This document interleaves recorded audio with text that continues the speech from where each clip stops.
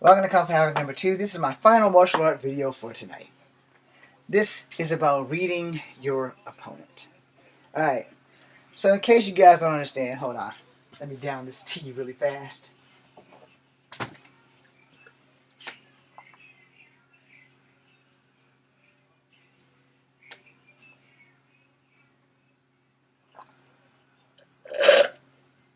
That's good stuff. Okay.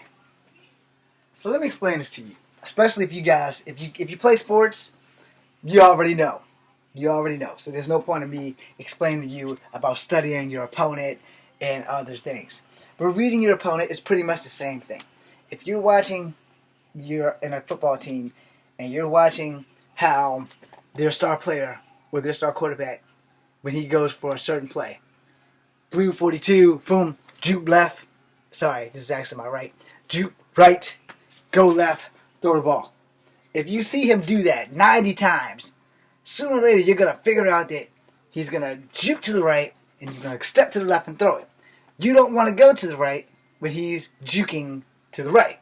You want to be where he is when he's about to release the ball. That gives you the opportunity for the sack. Martial arts is the same goddamn way. It's the same way. Because here's how this works.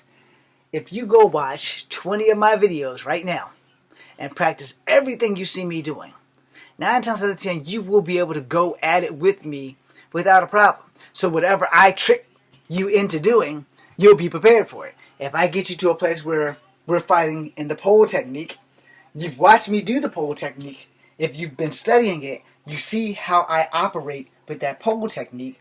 You'll be able to counter my moves as I'm throwing them, which means you're reading my moves. You've studied everything that I've done. You've studied me on YouTube with the poles, like boom, I get my back to the pole, elbow, or I come, you throw a punch, I pull you into the pole, and then I spin you around, I break your arm on the pole, and then I bring you to a knee, and I elbow you again.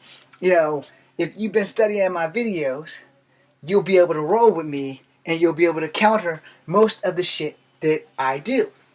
Now, I'm not a dumbass by far. In fact, I'm closer to genius level when it comes to martial arts. So I'm going to realize that you have been studying my shit. You've put your own flair to it. You've put your own twist to it. So you've been reading my moves. Which means, guess who has to up his game to stay on top of the fight? I do. I don't put everything I know on YouTube, just enough for you to get a taste. But sometimes everything I know is in that taste. Now, did you know that secret? Let us begin. There's an art to reading people in a fight. Alright? I learned this art as a kid. I will not say how effective it is, because just because it works for me does not mean that it will ever in God's green earth work for you. It just works for me. I would like to say that it is a second nature gift. You know, because I have a second nature for fighting, because it's like I automatically know what I need to throw in a fight. So if I'm fighting boom boom and a kick, that's something that I've been doing forever, because I never kick first.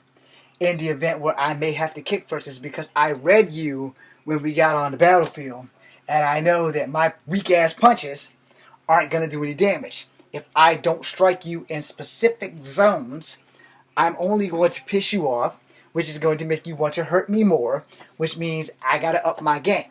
I understand where I'm going with this.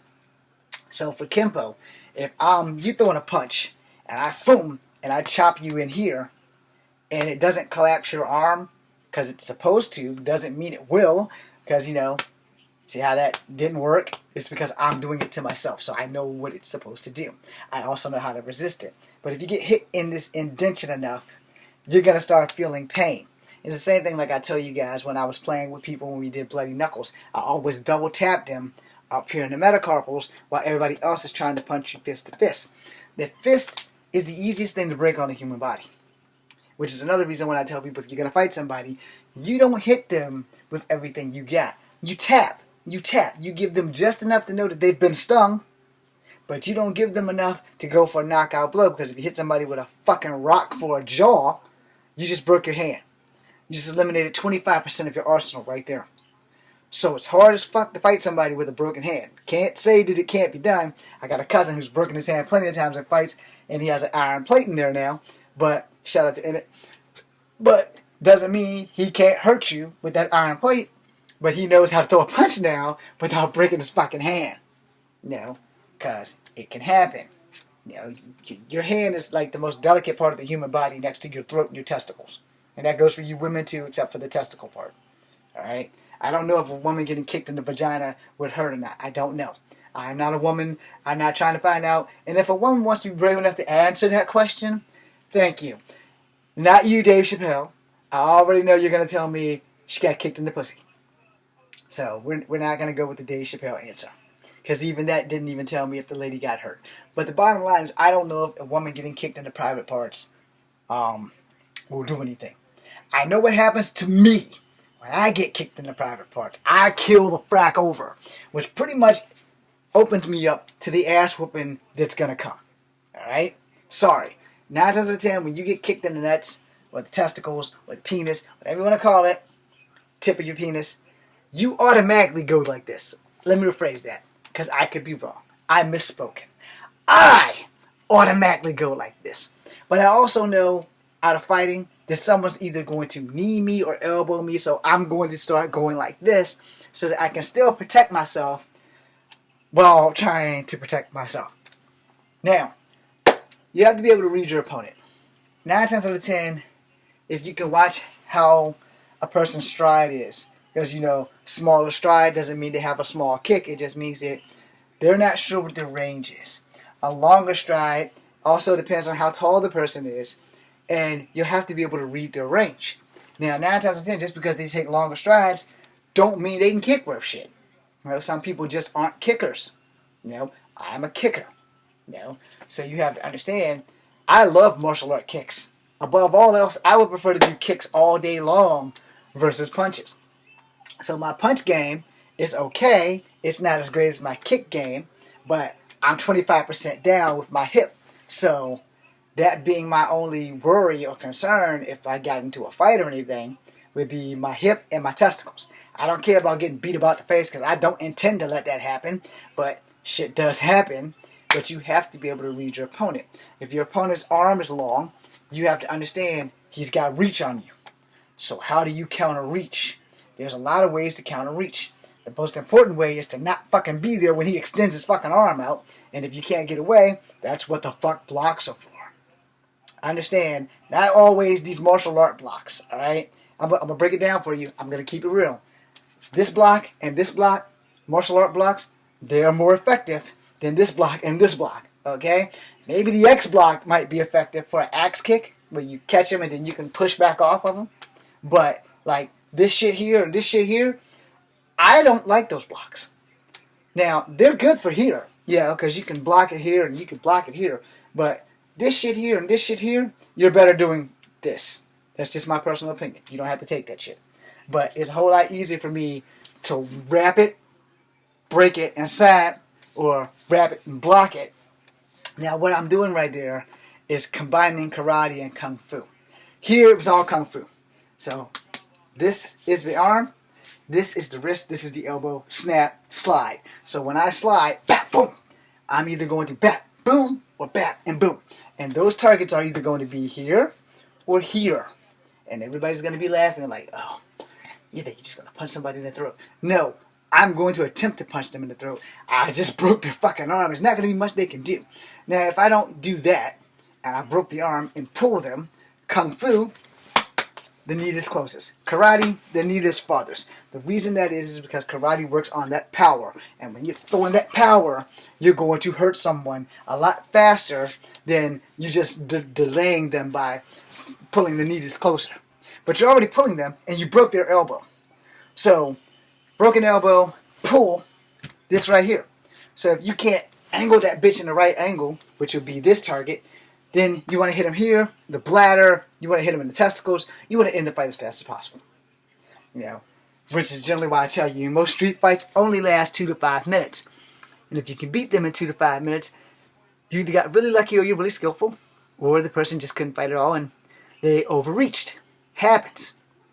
But the thing about fighting is, You need to be able to read your opponent. I don't give a damn what martial artist comes on here and says that I'm full of shit. You can have that shit, because I'm going to tell you right now. How many times have you rewatched your fight and said, damn, I should have did this instead of doing that. And maybe if I did this, I might have actually won the fight, because you didn't go with your fucking gut. When you are in a fight, you cannot think on your feet, then you probably shouldn't be fighting. If you cannot adapt on your feet, then you probably shouldn't be fighting. If you can't read your opponent when the fight starts, you need to adapt swiftly. And most people can't read their opponents when they see them. They really can't. You can get a good look at a person, you can stand them up and down, but you don't know what their actual ability is until the first punch is thrown. And that's normal. However, there are some of us that are martial arts savants that are like, alright, I see this guy, he's 6'2", he looks like a good leg range. I see by the way he walks, he has long strides and short strides. So if he's in a hurry or a clinch, he'll use short strides. He might surprise me, he might throw a long kick. It also depends on what style he's using. Which, again, you need to be able to read that shit. Alright? If I'm here and I'm southpawing, you don't know if I'm boxing, you don't know if I'm Wing Chunging, you don't know if I'm Gung Fuing. You just know that I'm in a southpaw stance. If I'm in a standard stance with the left foot forward and the back foot, you don't know which foot I'm going to use, but you know I'm in a standard stance. You don't know if I'm going to jab, you don't know if I'm going to hook, you don't know if I'm going to uppercut. But you know I'm in a standard stance. The southpaw fighter is most difficult to fight, especially if it's a boxer, because you can't underestimate that left. And you can't underestimate that right. He's throwing two rights, boom, boom. You know, you're going to block that shit. And he swings that mighty left hook. Your guard needs to be where, you're going to protect yourself. And if you can't read that shit, sleep, you're going to go. So think about the stuff that I've said. You have to be able to read your opponent. 9 times out of 10, most people can't. I'm fairly decent at it. Now, in my old age, I used to say I was really good at it. But in my old age, I haven't been in a fight since I was like in my 20s and 30s. So I can still read you, but my reading could be a little off. Damn dyslexia. But you have to be prepared, and you have to be able to adapt. And if you can do both of those things when the fight starts, then you're going to be in good shape. And like I said, because in the other video I totally annihilated Brazilian Jiu-Jitsu with, if you can't get me on the ground, you can't use it, which is true. I've never seen Brazilian Jiu-Jitsu on their feet. Now, when I was learning it in the Army, we started off in the mounted position. One guy's on the bottom, one guy's on the top. We didn't start off standing up. And then when we did pugils, I don't know if that's Brazilian Jiu-Jitsu, but I know that we did it, and I know that I was top fucking dog until I got hit in the nuts. Thank you, Fagin, motherfucker. Love you, brother. But anyway, you have to be able to read your enemy. You have to. And just because somebody has a six-pack,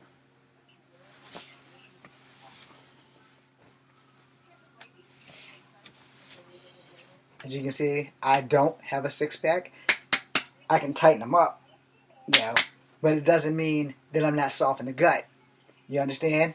I mean, you really, literally have to be able to read your opponent. And 9 out of 10, if you're fighting in gis, you're not going to see their six-pack. You're not. So, I mean, I wouldn't even worry about that shit. All you need to know is your target zones, which I'm going to give you now. And then I'm going to get into that suit and do 1 or 2 more videos. Your target zones. Your sternum, your throat, your temples, your joints. Alright? Let me explain that before I end the video. Because of taking Kempo, I learned about pressure points. And pressure points work on a system of wherever there's a joint, there's a pressure point.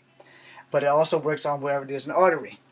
In your elbow, it's a joint and an artery. In your shoulder bone, there's a joint and an artery. In your fingertips, there's just joints. Okay? Same thing with your wrist. But, joint and artery, same thing in your knee. Now, I could be wrong about the arteries. Pretty sure I'm not, though, but, you can test it. This here is where your liver, your lungs, and everything that's good is. If you take a drink of water, it stops right here. Do not get hit there. Everything can be shut down from there. Pressure points. Wherever there's an indentation in a joint, there's generally a pressure point. It's always a little off on someone else than it is on you. So if mine is right here, yours will be here or up here. I just got to get to it. Same thing with the ones under the arms, behind the ear, under the throat.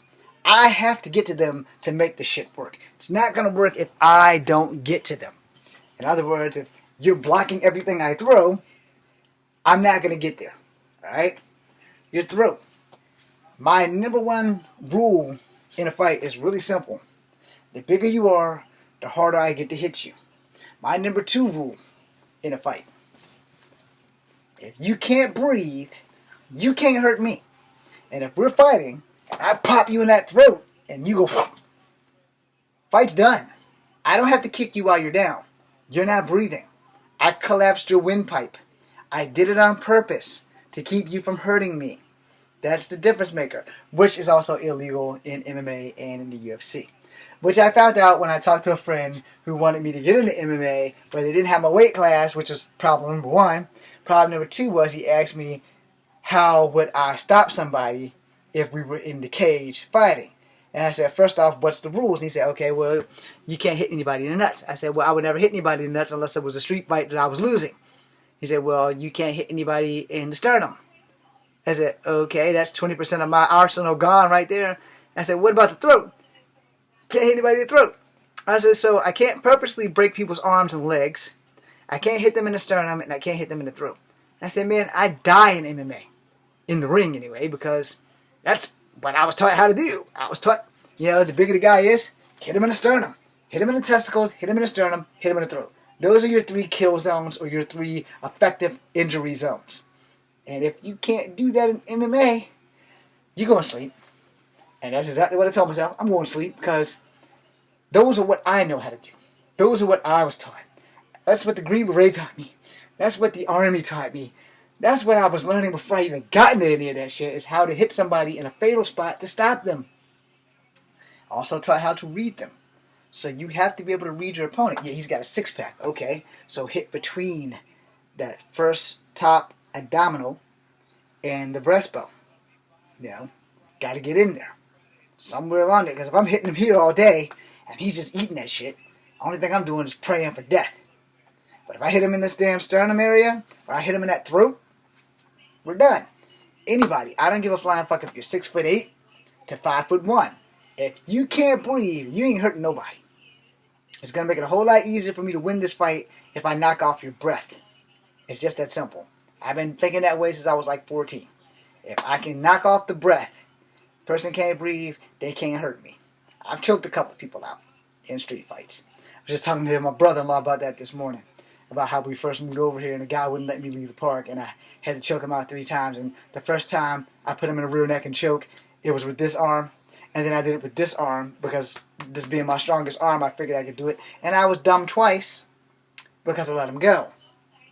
And now, in the fact, I will let you also know that I had my knee firmly planted in his back while I'm on top of him with both this arm and this arm wrapped around his neck. Now, why did I put my knee in his back? Is because that's what I was taught to do. Way before Xena and them came out, I was doing that shit. So when I finally put him in the third move, which was a Cobra Clutch, which is a wrestling move, and I put him in here, and I could tighten it. Now, I was taught that by my uncles, who sadly made me into the monster that I am today with street fighting. You got somebody in a fucking chokehold, they can't breathe, it's a done deal. It's not a sleeper, this is a straight fucking chokehold. And you don't have much air in there. Come here, Pikachu. So, if I got you here, and I'm pushing down, I'm sorry, Pikachu, you can't do anything. I'm pushing your neck in. I'm not going to let go. I got this locked right there. It's locked. So I can lock it up here and keep going up and keep pushing down. Or I can lock it here and just keep pushing down. Either way, your neck's in between there. Thanks, Pikachu. Probably should have used Star-Lord. Say hi, Star-Lord. And Rocket. Anyhow, bottom line is, if a person can't breathe, they can't hurt you. Am I suggesting did you choke the shit out of everybody if you're in a street fight? Fuck yeah. But if you're in the MMA world, you're probably not going to be able to do that. But at the same time, it doesn't hurt to know that shit. So, that's another reason why I couldn't get into MMA, because I ain't about taking an ass whooping if I can help it. You know? But there's rules and shit in those things. And you have to follow the rules. You have to respect your opponent and all the other shit. I ain't got a problem going in and bowing. I got a problem with you trying to take my ass to the ground and me not being able to elbow you in the back of your fucking neck because that's illegal. Didn't say I couldn't elbow you in the shoulder blades though. There are pressure points in the shoulder blades. So like I said, you have to be able to read a person. If they're coming in for the tackle, they're coming into a knee.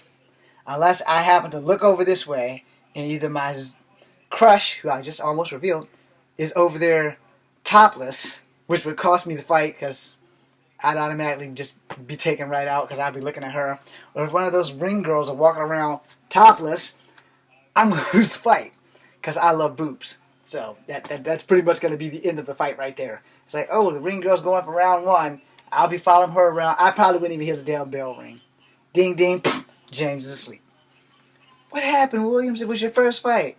I got to looking at that hot Asian girl with the ring number, and everything just went blank. And I didn't hear the bell. Nothing happened.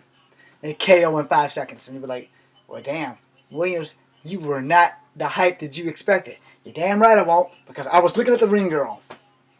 Shit happens. You know. Then the guy going around bragging to everybody, and we meet in the parking lot, and then y'all find him beside his car. No blood, just laid out, because he wouldn't stop talking. Yeah, he beat me. Good for you. You ain't got to keep rubbing the shit in. See, this is how fights in the streets keep going, on and on. Take your ass whooping like a man and go. You know, everyone I've ever fought in the street has never come back for another round. It's pure and simple. So either I'm doing something really right, or they have been really smart enough to say, you know what? We probably shouldn't fuck with James. That being said, thank you guys for watching, all 102 of you. It's been a pleasure. Good night. Happy Friday the 13th, because in like 2 minutes... Oh, it's past Friday the 13th. It is now Saturday the 14th. So, happy Saturday the 14th. Thanks for watching.